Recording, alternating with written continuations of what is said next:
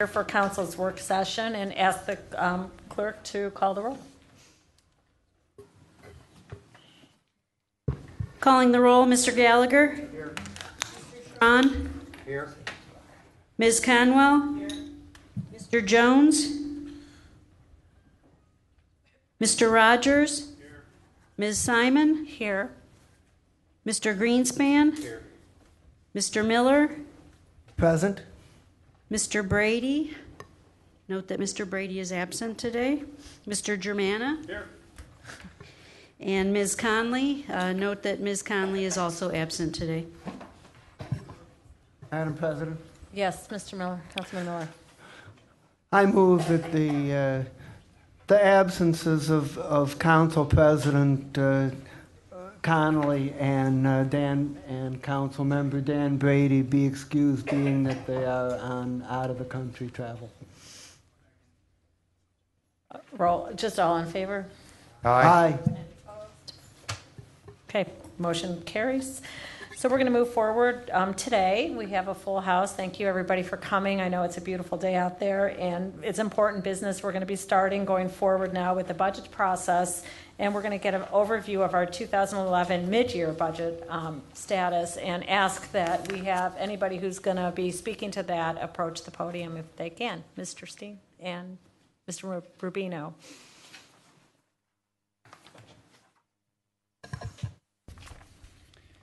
Thank you, Madam Chair, members of council. In advance of the mid-year reviews that are going to be starting tomorrow, we are going to have OBM provide what I would call an overview of where we stand as of right now, understanding that the Q2 numbers are not done, the second quarter, which will end in just a couple days on June 30. Usually about the end of July, we'll be done with all of those roll-ups and have a much better analysis of where we stand at the mid-year point, but so that you would have some frame of reference and some background as you start these mid-year reviews tomorrow. I've asked Matt Rubino, the budget director, to come and give you a high-level review of where we stand right now today.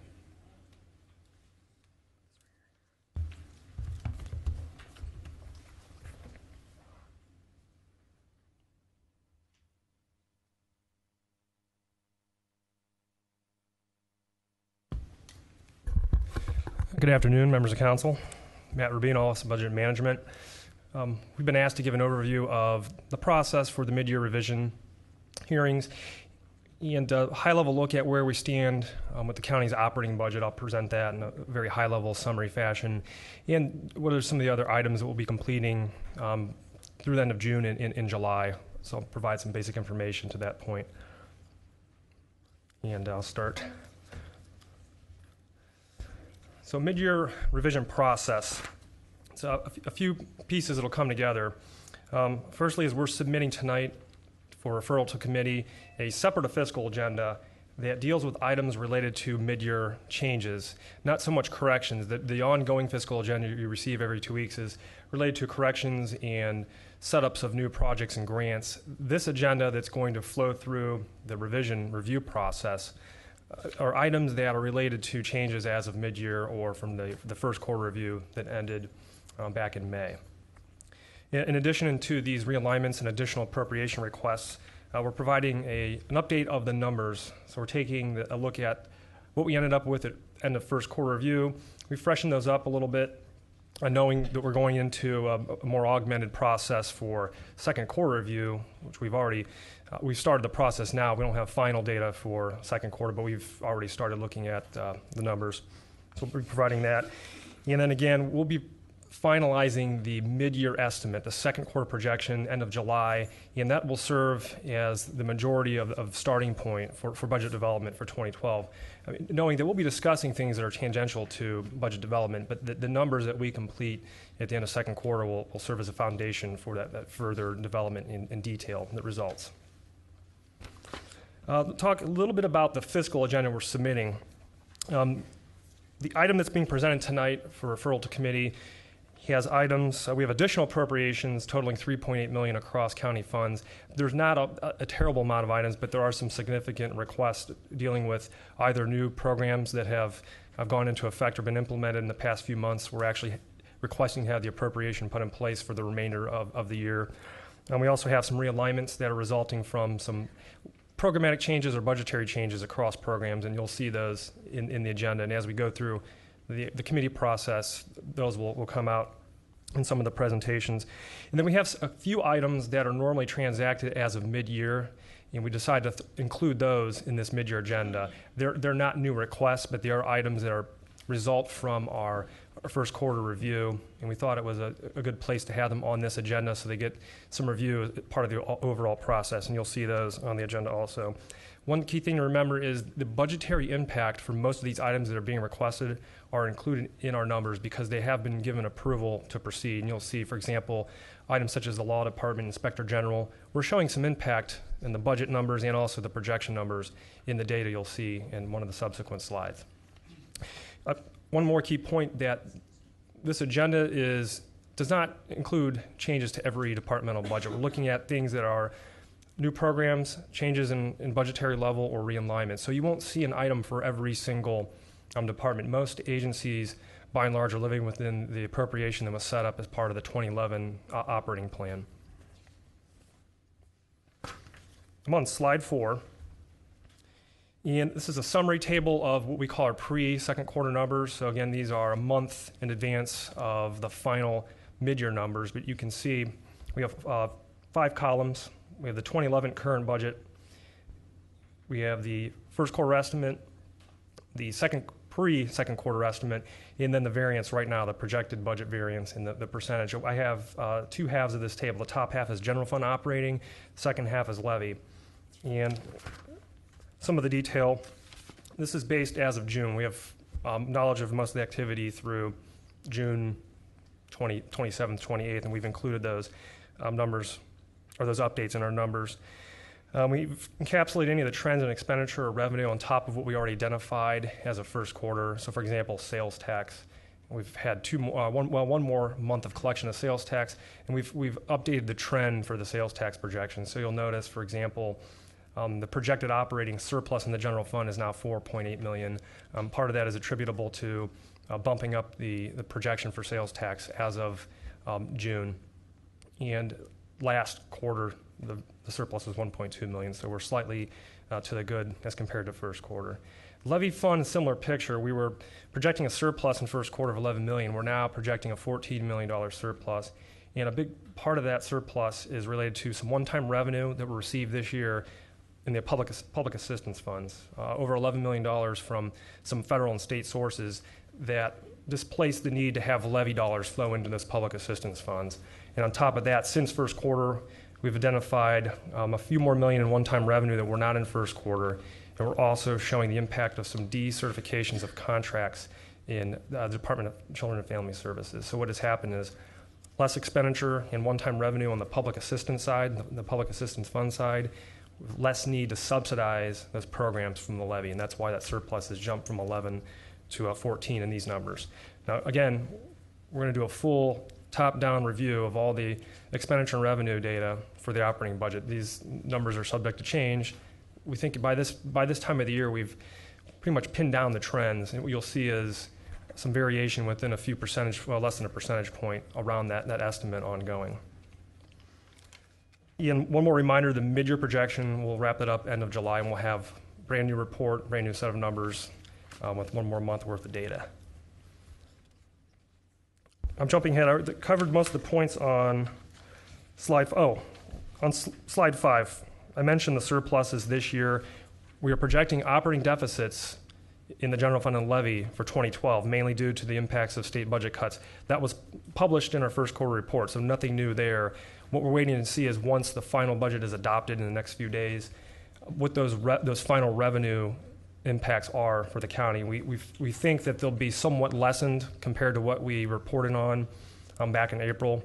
When you look at the cuts to Health and Human Services, those should be lower than what we anticipated back in April. And that's the main reduction. Local government fund cuts and the CAT reimbursement cuts are still going to remain at the levels that were advertised when this started back in April. So a little bit of relief, but not much. Last slide 6, completion of the mid-year budget revision process. Staff and OBM will be available during the committee meetings. We'll have coverage if there are questions that perhaps need additional information after a departmental hearing. We'll provide that. We hope to take away the information that's presented in this hearing form that can be used to either fine-tune our projections, can be used to educate the budget development process on our end when we go to start work on that plan. We may have recommendations for amendments to the agenda we submitted. I have one or two in mind that we may be submitting as an amendment to that agenda. There's minor nature, but it seems appropriate that to be included on that agenda, and we can present those during the committee process. And again, we're looking at approval of the fiscal agenda by the 26th.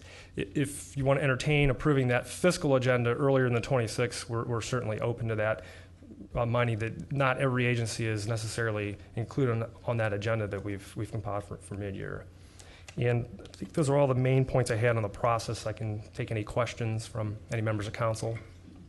Thank you very much. Any questions from council members? But before we entertain those questions, I just want to state for the record that Councilman Jones is here for this session.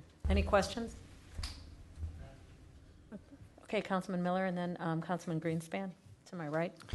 Madam Chair, to Mr. Rubino and Mr. Steen, first of all, I want to thank you very much for your cooperation in setting up the mid-year budget revision process. I think it's going to be helpful in enabling all of us to get a better understanding of the workings of county government, and we're going to be able to make some adjustments that are based on the new structure of government and the changes coming out of Columbus and the trends that have occurred. And I'm happy to see that the recent trends are favorable in that in the general fund the revenue estimate is up and the operating expenses are down from what was in the first quarter estimate, and in the levy fund the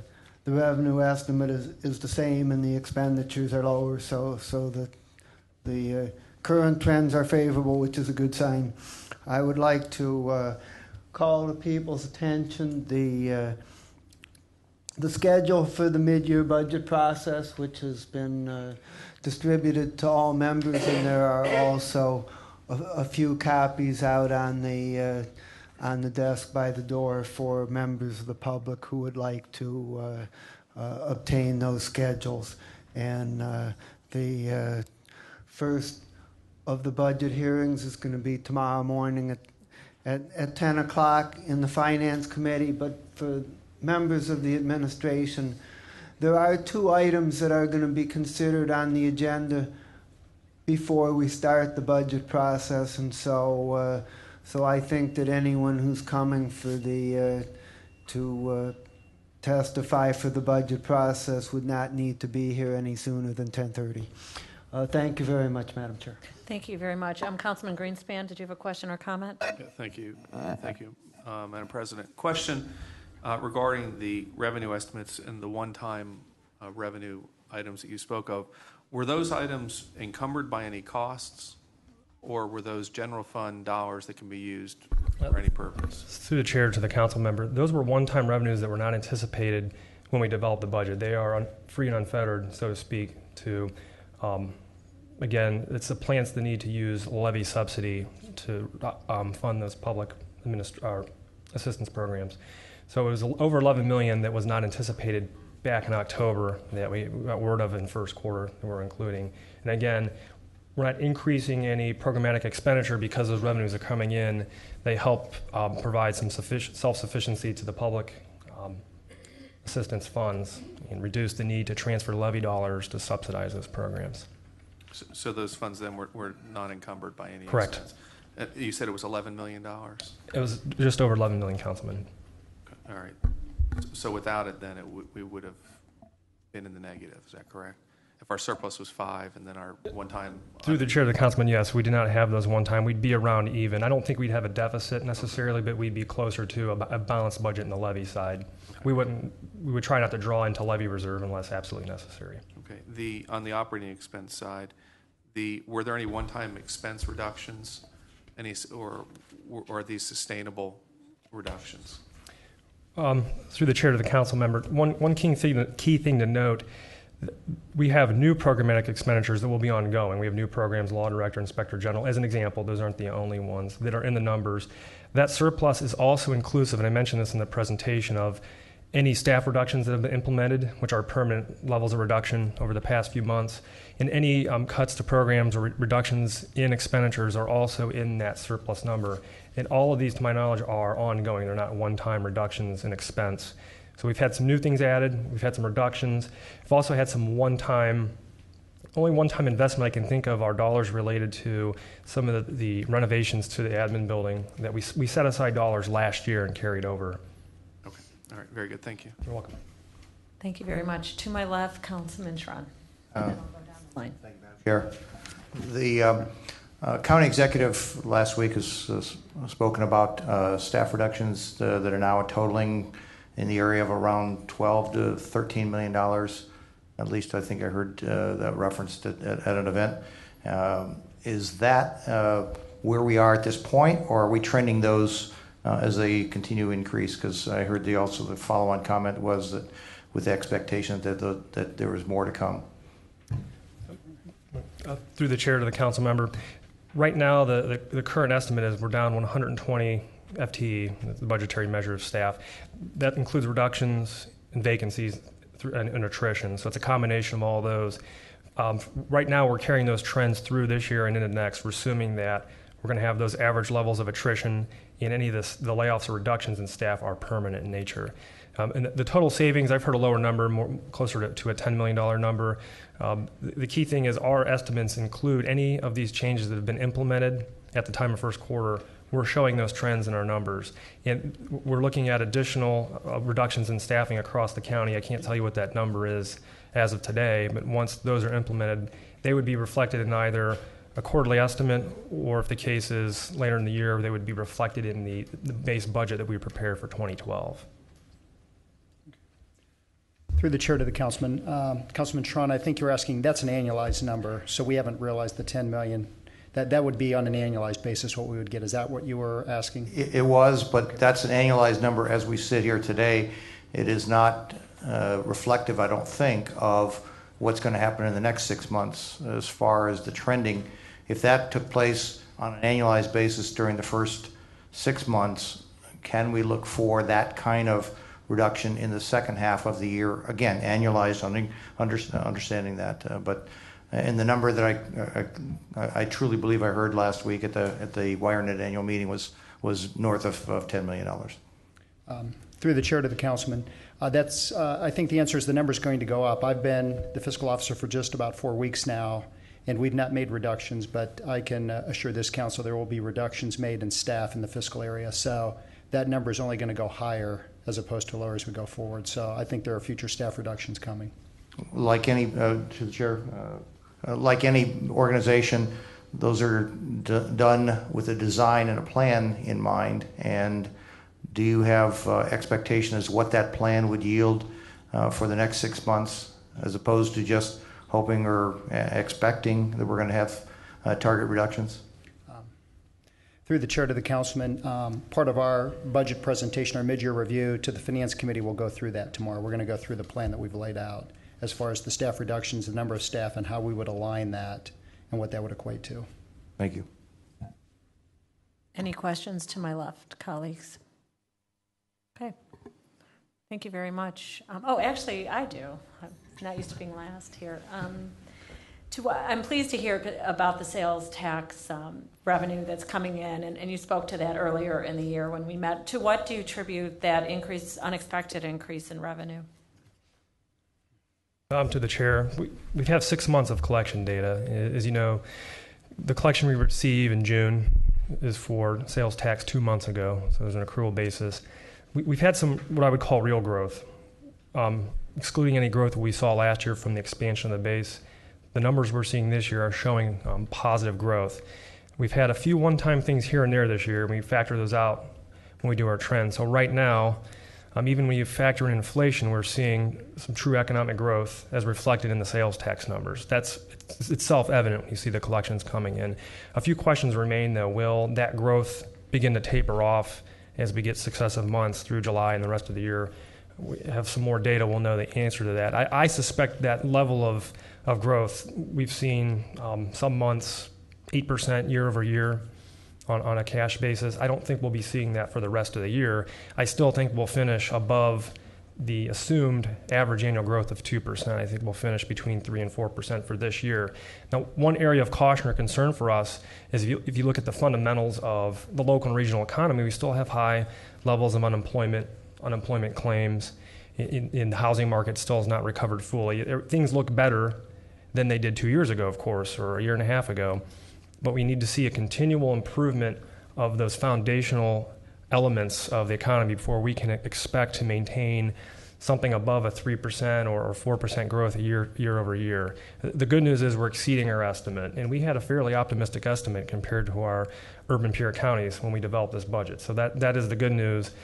I think we need a few more months to see if the trend at least continues, or even if it plateaus, we'll still have solid revenue numbers going into next year in development of the budget. Mr. Schrod? Yes, Madam Chair, based on your question, have we done any forecasting as far as what effect, if any, of the construction projects might be having in regards to sales tax? Because there are some taxable events that relate to the construction project. Obviously, the items going into the building are not going to be taxable, but a lot of the other things like meals that are being consumed at restaurants and things of that nature are all going to be new folks who are downtown, who are spending money, it's a sales tax event. Have we done any forecasting of the net effect of these next 2 years or 3 years worth of construction just on the sales tax component? Well, through the chair to the council member, no, we have not done any specific analysis related to those new projects. The impact, or most of the impact of those projects are being encapsulated in the month-to-month data we're getting, so we're carrying that trend.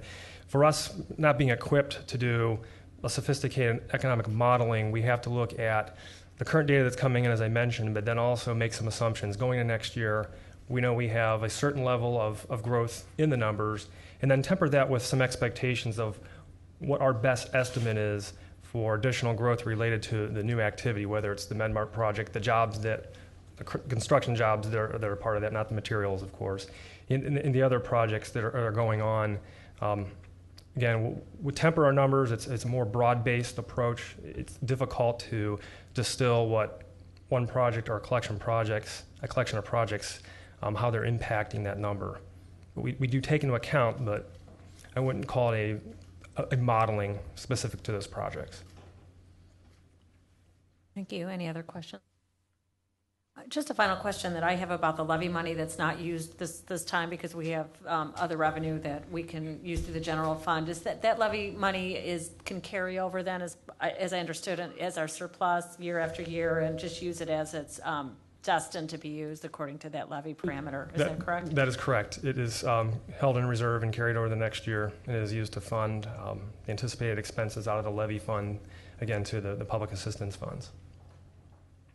Okay, thank you very much. We'll look forward to hearing more tomorrow morning at 10 a.m. here, correct, Right. Chair? Right. Thank you. Thank you very much. Okay. At this point on the agenda, we're going to discuss any miscellaneous business. I don't have any. Okay. We have a lot of the public here. Does anybody wish to speak, and is anybody signed up to speak? Madam Chair, no one has signed in to speak, but before we go into those who may want to speak, I may also tell the public that the council has approved an ordinance that allows for complimentary parking to attend these meetings. So if any of you need to or want to take advantage of that, please see our Deputy Clerk, Nikki, and she will give you a stamp ticket with today's date on it. Any takers to speak? Come on.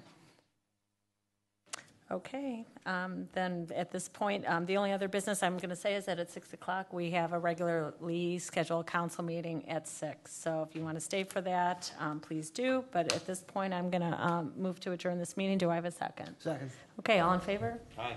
Any opposed? Okay, meeting adjourned. Yes. I do have someone that called me.